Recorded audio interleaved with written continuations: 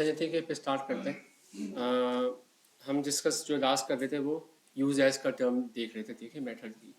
So moving onwards, जो best practices की एक पॉइंट मैंने आपको बताया कि हार्ड कोडेड आईडीज आप यूज़ नहीं कर सकते, ठीक है।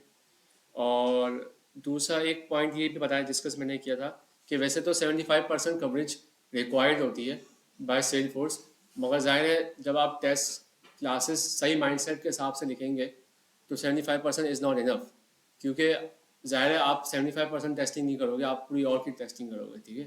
तो प्रैक्टिस अमूमन ये होती है जो अच्छे प्रोजेक्ट्स होते हैं उनकी प्रैक्टिस यही होती है कि अबव 90% कवरेज होती है, which is a very good practice.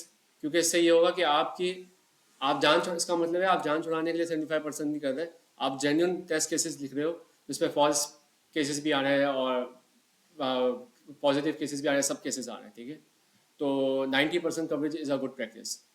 और जैसे कि असर्ट का जो मैंने टर्म यूज़ किया था, वो असर्ट ही यूज़ इसीलिए किया जाता है कि वो आपने जो टेस्टिंग की है वो आउटपुट सही आ रहा है या गलत आ रहा है, जो भी आ रहा है उसको टेस्ट करने के लिए असर्ट की टर्म यूज़ की जाती है। तो हर मेथड में एटलीस्ट ज़ाहिर है जब आप एक मेथड की कवरेज पूरी कर रहे हैं तो उसमें एटलीस्ट एक असर्ट तो होना चाहिए, ज़ाहिर है उसका जो आउटपुट आएगा वो आप टेस्ट तो करेंगे एटलीस्ट। तो एक मेथड में एक असर्ट होना इज़ अ गुड प्रैक्टिस, ठीक है, पर हर मेथड। ज़ाहिर है वन नॉर्मली इनफ नहीं होता, मोर देन वन ही असर्ट्स होते हैं, मैं एटलीस्ट वन तो हो आपके एक पर मेथड, ठीक है। और अभी जो मैंने अभी आपको जो कोड दिखाया था, एक सेकेंड, उसमें मैंने यहीं पर सारा कोड आपके वो क्या बोलते डेटा इंसर्ट किया था, ठीक है, which is not a good practice, ठीक है।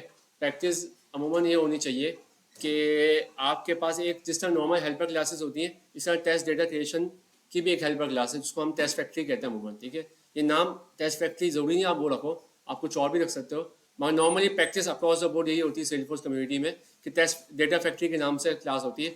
यहाँ तक कि जब आप पैकेजेस देखेंगे ना, जो नॉर्मली जो ऐप एक्सचेंज से पैकेजेस आते हैं, वो सब पैकेजेस में भी नाम डेटा फैक्ट्री का ही यूज़ हो रहा होता है।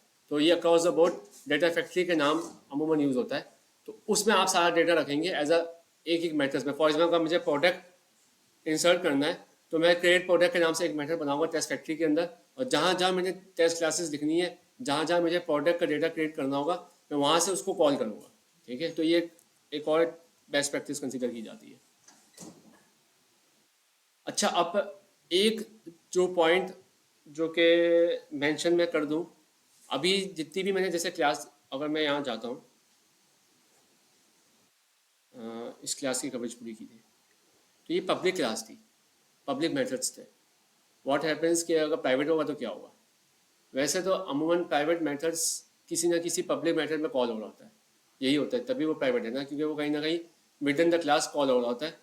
तो असूलन आप मेजॉरिटी केसेस में ये होगा कि जो आप टेस्ट क्लासेस लिखोगे वो पब्लिक क्लास तो कॉल करोगे, वो पब्लिक क्लास जब प्राइवेट को कॉल करेगी तो असूलन आपकी कवरेज पूरी हो जानी चाहिए, आपको ज़रूरत नहीं पड़ेगी प्राइवेट क्लास अलग से कॉल करने की, ठीक है। मगर इन अ रेयर केस जहाँ आपको ज़रूरत पड़ रही है ज़बरदस्ती, तो आपको ये करना होगा कि एक टैग है इज़ विजिबल का, ठीक है। उस टैग को अगर आप यूज़ करेंगे ना, मैं खोल देता हूँ ये लिंक ताकि वही दिखा सकूँ।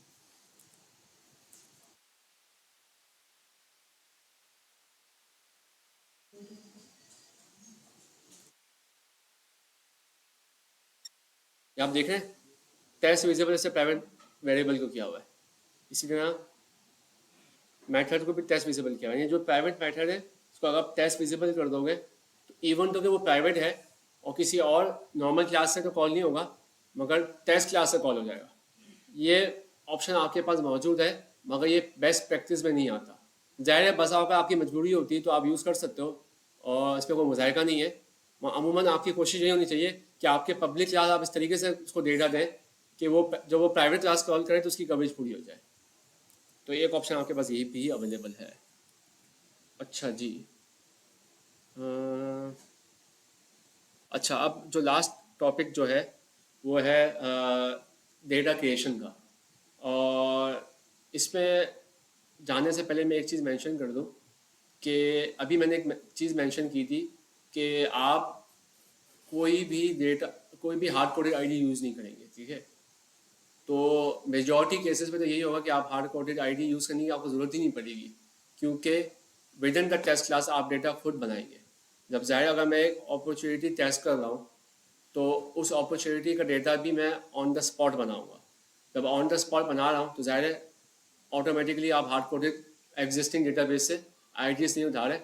कुछ स्पेसिफिक केसेस होते हैं, for example custom Meta data हो गया, प्रोफाइल्स होगी, जो कि आप नॉर्मली इंसर्ट नहीं करते, आप बना बनाया यूज़ करते हैं। ठीक है, मैं उनकी कॉम्प्लेक्सिटीज़ में नहीं जा रहा कि कौन सा डेटा आप एक्सेस कर सकते हो, कौन सा बना सकते हो या किस तरीके से, वो चीज़ें पे बहुत ज़्यादा हो जाएंगी फॉर दिस क्लास। अगर जो 2 सेशन जो हम रख रहे हैं उसमें अगर मुझे लगेगा नहीं उसको मेंशन करना चाहिए तो वो मैं वहाँ मेंशन कर दूंगा। फिलहाल मैं ज़्यादा कॉम्प्लेक्सिटीज़ में नहीं जा रहा। तो नॉर्मली अब ये होता है कि डेटा जो आप क्रिएट कर रहे हो ना, फॉर एग्जांपल मैंने जो ये डेटा क्रिएट किया है ये within the context of test class चलेगा, इसके बाहर इसकी कोई एग्जिस्टेंस नहीं है। जैसे ही टेस्ट क्लास ख़त्म होगी ये डेटा भी ख़त्म हो जाएगा। तो डेटा आप इसी सेंस से बनाएंगे। ठीक है, अब डेटा बनाने के 2-3 तरीके कार हैं। ठीक है, एक तो ज़ाहिर है मैंने यहाँ पर जिसका बना हुआ है, सिंपल बना हुआ है, एक मैंने वही टेस्ट क्लास में नॉर्मली हम नाम मेथड का सेटअप ही रखते हैं। ठीक है, तो मगर असल जो काम की चीज़ इसमें है वो ये टैग है। तो टैग जो है ये टेस्ट सेटअप का, ये बेसिकली टैग है ही डेटा क्रिएशन के लिए। आपने एक स्पेसिफिक मेथड बनाया हुआ है, यानी जो नीचे जो आप टेस्ट मेथड्स कॉल करेंगे उसका डेटा वो यहाँ से उठाएगा। तो आपने इसको बता दिया, फॉर एग्जांपल इसको आप इसकी पावर, इसकी जो वे ऑफ ट्रांजैक्शन जो है वो इस तरीके से हुई हुई है कि रियल डेटा से ये बिल्कुल मैच कर रहा है, रियल लाइफ से। आपने सेटअप पर डेटा बनाया, इवन तो कि डेटा आपने with in the same class बनाया है, मगर जब आप टेस्ट मेथड पर जाएंगे ना तो आप उसको वापस क्यूरी करेंगे। यानी आप ये अजम्पशन इस तरीके से उसको क्यूरी कर रहे हैं जैसे कि आपने डेटाबेस में सेव किया हुआ है और आप उसको क्यूरी कर कर उसको यहाँ पर रन कर रहे हैं। ठीक है, तो उसको आपको रियल लाइफ एक पूरा फील, लुक एंड फील दे रहा है, वो एक रियल लाइफ सिनेरियो पूरा बना कर दे रहा है।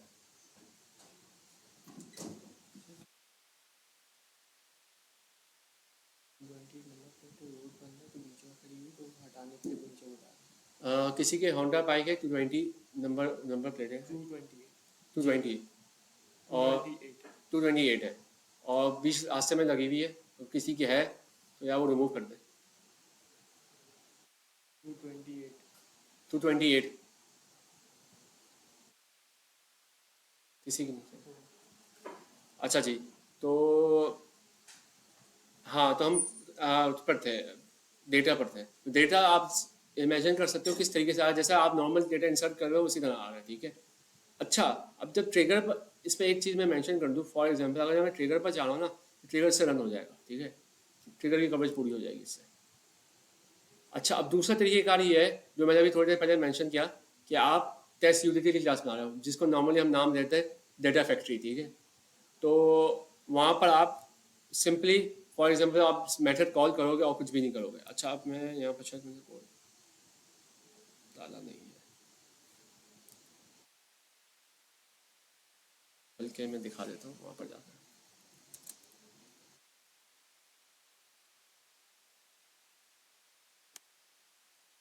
नहीं है।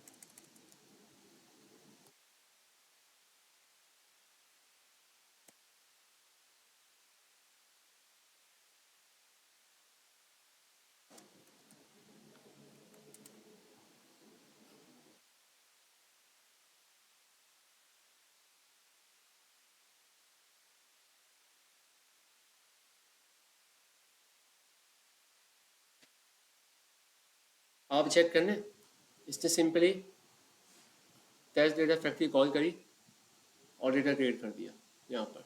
इससे पहले ऊपर मेथड डिफाइन किया है। अच्छा, डेटा फैक्ट्री का मेथड भी ज़्यादा इस टेस्ट के नाम से ही होगा। ठीक है, जो क्लास होगी वो इस टेस्ट के नाम से होगी। बाकी क्लासेस में आप चूँकि मेथड ये रन नहीं करना हमने, क्लास बेशक टेस्ट क्लास है मगर मेथड इटसेल्फ की कोई वैल्यू नहीं है क्योंकि आप इसको सिर्फ डेटा क्रिएशन के लिए यूज़ कर रहे हो। तो मेथड इटसेल्फ इस टेस्ट का टैग यूज़ नहीं होगा, सिर्फ और सिर्फ क्लास में होगा। Method with in the setup आप कॉल करोगे, जैसे फॉर एग्जांपल ये मेथड है क्रिएट अकाउंट विद अपॉर्चुनिटी, तो इसको इसने स्पेसिफिकली इस टेस्ट इसलिए मेंशन नहीं किया हुआ क्योंकि उसको आप ऐसा टेस्ट मेथड रन ही नहीं करोगे, ठीक है। आपकी ज़रूरत है इसको सिर्फ और सिर्फ इसको सेटअप के अंदर ज़रूरत पड़ेगी, ठीक है। तो ये टेस्ट प्रैक्टिस नॉर्मली फॉलो की जाती है, एक तरीक़ेकार ये है। दूसरा तरीक़ेकार ये है कि आप एक्सेल शीट है उसको एज अ स्टैटिक रिसोर्स आप सेल्सफोर्स में सेव कर सकते हो। मैं इसकी ज़्यादा डिटेल में नहीं, ज़्यादा हाई लेवल बता रहा हूँ क्योंकि वो क्लास के स्कोप से बाहर है। आप ये भी कर सकते हो कि आपने एक डेटा एक्सेल शीट में रखा हुआ है, which is a very good practice, क्योंकि आपके पास रियल डेटा जो आ रहा है वो भी एक्सेल शीट में ही आता है, ठीक है। तो वही डेटा आपने एज अ कुछ उसमें से कुछ चीज़ें आपने उठाई, आपने उसको आपने सेव किया एक्सेल में, एक्सेल को आपने इंपोर्ट कर लिया सेल्सफोर्स की ऑर्ग में। एक स्टैटिक रिसोर्स का टर्म यूज़ होती है, उसमें आप उस पर वो जाकर सेव होती है, ठीक है। फॉर द टाइमिंग आप ये समझ सकते हो कि वो सेल्सफोर्स की ऑर्ग में सेव होगी एज अ डॉक्यूमेंट, ठीक है। फिर उस डॉक्यूमेंट को आप फैच कर सकते हो एज अ डेटा, ठीक है। जिस तरह नॉर्मली डेटा लोडर चलता है, आप डेटा इंपोर्ट करते हो, वो वहाँ पर एज अ अकाउंट का रिकॉर्ड या अपॉर्चुनिटी का रिकॉर्ड सेव हो जाता है। इसी तरह टेस्ट में भी वो एज अ रिकॉर्ड सेव हो जाएगा टेस्ट क्लास के अंदर, चलेगा बिल्कुल उसी तरीके से जिस तरह नॉर्मल डेटा हम सेव कर रहे हैं, उसी कॉन्टेक्स्ट में चलेगा और उसी कॉन्टेक्स्ट में बंद चलकर ख़त्म हो जाएगा। तो ये ऑप्शन भी मौजूद है, बस मगर चूंकि वो स्कोप से बाहर है तो मैं इसको डिटेल में डिस्कस नहीं कर रहा। मैंने लिंक वैसे मेंशन करे, जिसको खुद पढ़ना है वो जाकर ऑफिशियल से जाकर भी पढ़ सकता है, ठीक है जी। अच्छा, अब यहाँ तक किसी को कोई सवाल है जी?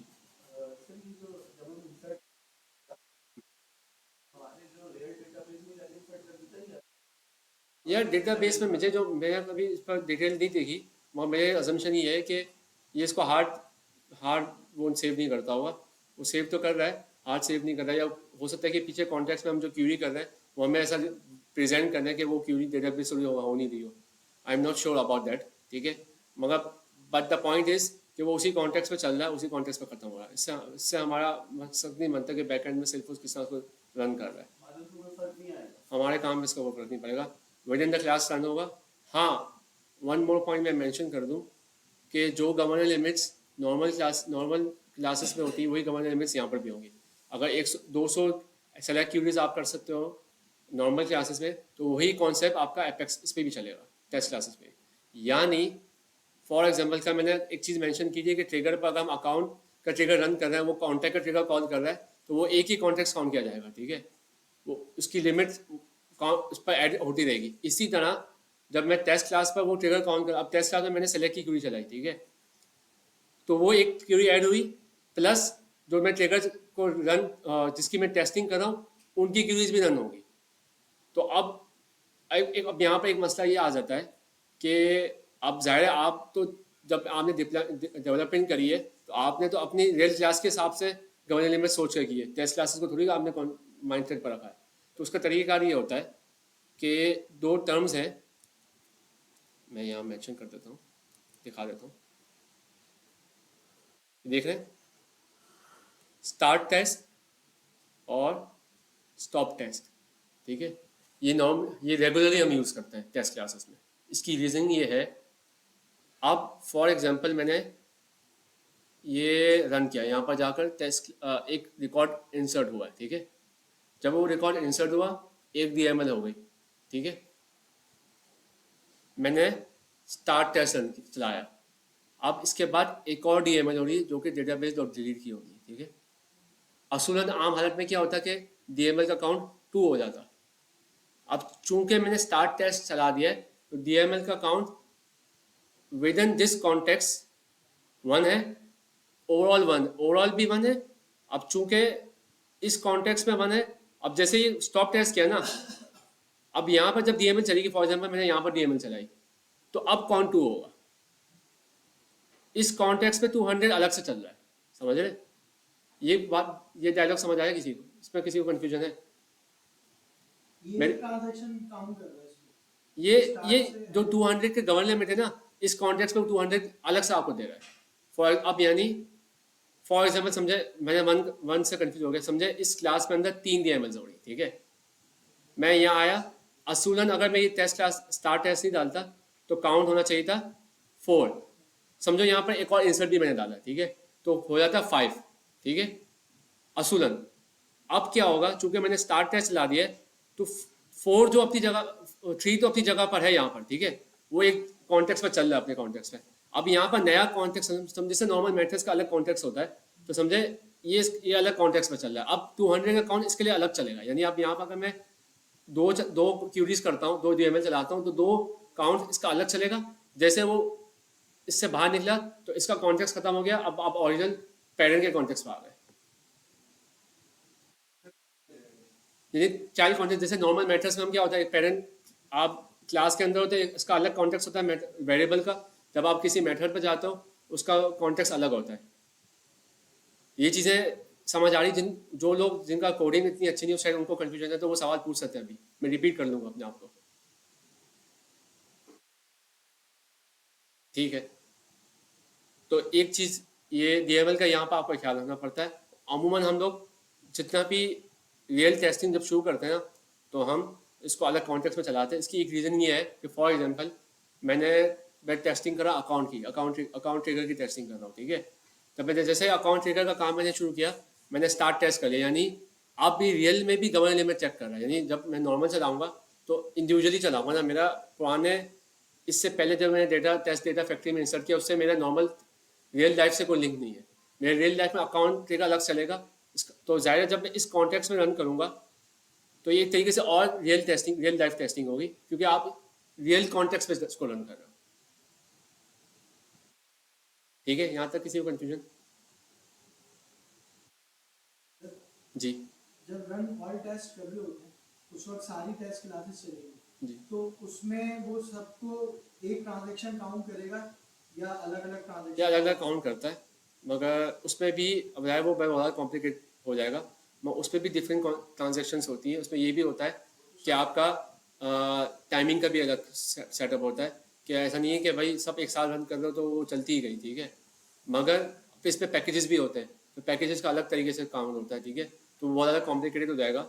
और नॉर्मली वो चूँकि ये चीज़ें आर्किटेक्ट लेवल पर आती हैं, तो ये आपके लेवल के बंदे से पूछी भी नहीं जाएंगी, ठीक है। तो मैं ज़्यादा डिस्कस कर सबको कंफ्यूज नहीं करा। अगर इंडिविजुअल आप क्वेश्चन डाल दोगे तो मैं हो सकता है कि उसमें ग्रुप में जवाब दे दूं। फिलहाल यहाँ डिस्कस करना दूसरों के लिए मुश्किल हो जाएगा।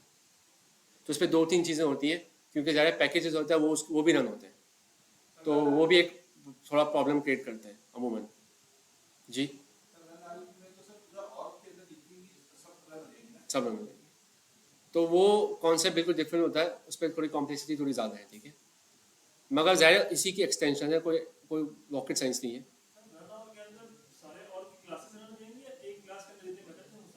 टेस्ट क्लासेस होंगे सारी, जितनी भी टेस्ट क्लासेस होंगी ना, तो हमने इस टेस्ट का जो टेस्ट चलाया ना, तो वो रन ऑल में सारी टेस्ट क्लासेस नहीं। रन ऑल तो आप चलाओगे ही, रन ऑल तो सिर्फ उस वक्त चलाओगे आप जब आपने डिप्लॉयमेंट करनी है, ठीक है। ज़ाहिर है जब आप अपने काम की टेस्टिंग करोगे, आप पूरे सबकी काम की टेस्टिंग थोड़ी करेंगे आप। तो ये नॉर्मली काम जो डेवऑप्स जो होते हैं ना, ये वो करते हैं।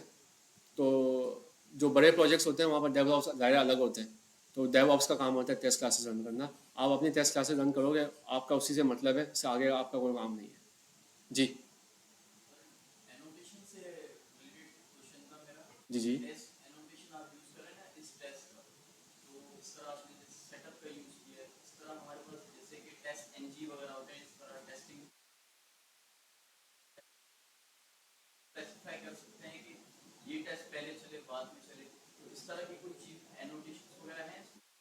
नहीं, मेरे ख्याल से ऐसी कोई एनोटेशन नहीं है।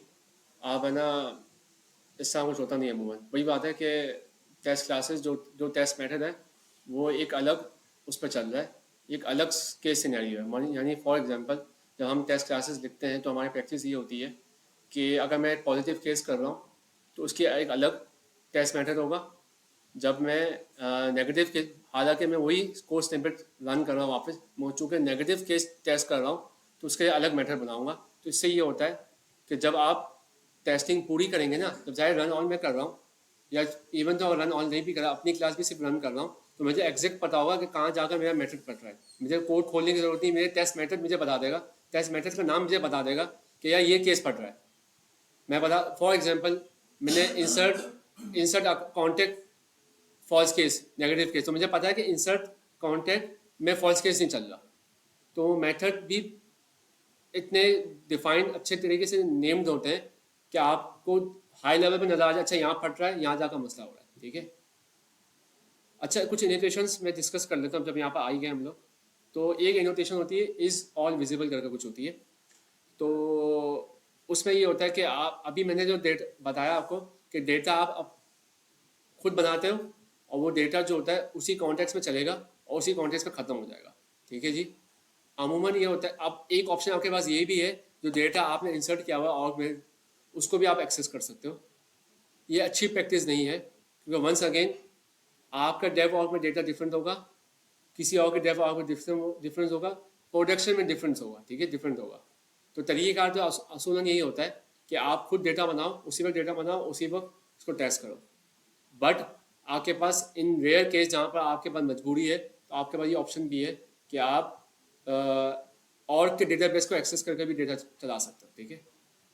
वंस अगेन ये थोड़ा कॉम्प्लिकेटेड चीज़ थी तो मैंने डिस्कस नहीं करनी थी, मगर चलो आप बात निकले तो डिस्कस कर ली जी। सर इसमें प्रायोरिटी वाइज चला सकते हैं हम, जैसे कि उसमें इस तरह भी होता है कि प्रायोरिटी 0, प्रायोरिटी 1, प्रायोरिटी 2, मतलब हम उसको स्पेसिफाई चला सकें कि पहले ये टेस्ट केस चले, फिर थर्ड चले, सेकंड ना चले। यह मेरे ख्याल से होता होगा, मैं कंफर्म कर लूँगा, मैंने कभी चलाया नहीं पर्सनली, मैं देख लूँगा, मैं देख कर जवाब देता हूँ।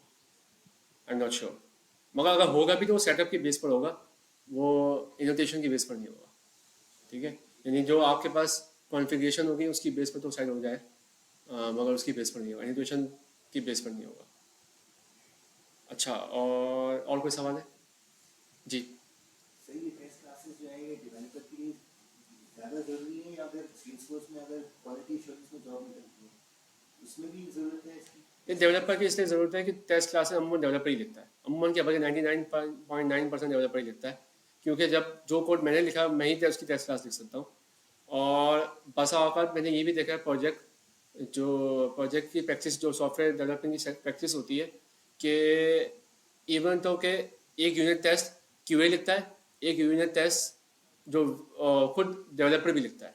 ये मैंने बात वही कि ये कोई अनोखी चीज़ नहीं, वो वही चीज़ है जो कि नॉर्मली आप टेस्टिंग में काम करते हो, बस फ़र्क ये है कि चूँकि ये ऑटोमेटेड काम है तो ये ऑटोमेटेड है, बस फ़र्क वही है। तो नॉर्मली भी ये प्रैक्टिस होती है सॉफ्टवेयर डेवलपमेंट की कि एक set of test cases developers लिखते हैं, एक सेट ऑफ केसेस क्यूए लिखता है, और दोनों अपने अपने टेस्ट केसेस रन करते हैं, ठीक है। तो यहाँ पर भी वो कॉन्सेप्ट है। अब जब कोड मैंने लिखा ही नहीं, मुझे इसकी लॉजिक ही नहीं पता, तो मैं इसकी टेस्ट कोई और बंदा आकर इसकी टेस्ट क्लासेस नहीं लिख सकता, मुझे ही लिखनी पड़ेगी, तो जाहिर वो मेरा ही काम होता है।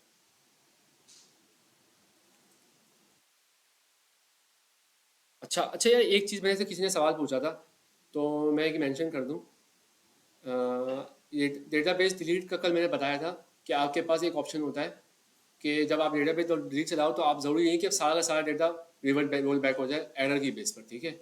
अच्छा, जो इसका सेकंड वाला जो होता है ना आपका पैरामीटर, इसकी बेस पर बेसिकली आइडेंटिफिकेशन, अगर मैं इसको ट्रू कर दूंगा ना तो ये उसी तरह चलेगा जैसा नॉर्मल चलता है, ठीक है। बस फ़र्क ये होगा कि आपके पास एरर इंडिविजुअल आ जाएगा मगर ये रन नहीं होगा, ये सारा रोल बैक कर लेगा। इस पर्टिकुलर पैरामीटर को ऑल और नन कहते हैं, ठीक है। यानी अगर ये ट्रू, इसका मतलब है या तो सब इंसर्ट दो वरना कुछ भी इंसर्ट ना हो। फॉल्स इसका मतलब है कि भाई जो एरर दे रहे हैं उनको इंसर्ट ना करो, इस केस में डिलीट ना करो, बाकी सबको डिलीट कर दो। तो ये इस सेकंड पैरामीटर की बेस पर होता है, ठीक है। ये किसी ने सवाल पूछा था तो मैंने मेंशन कर दिया क्लास में, ठीक है जी। क्लास यहाँ पे एंड करते हैं।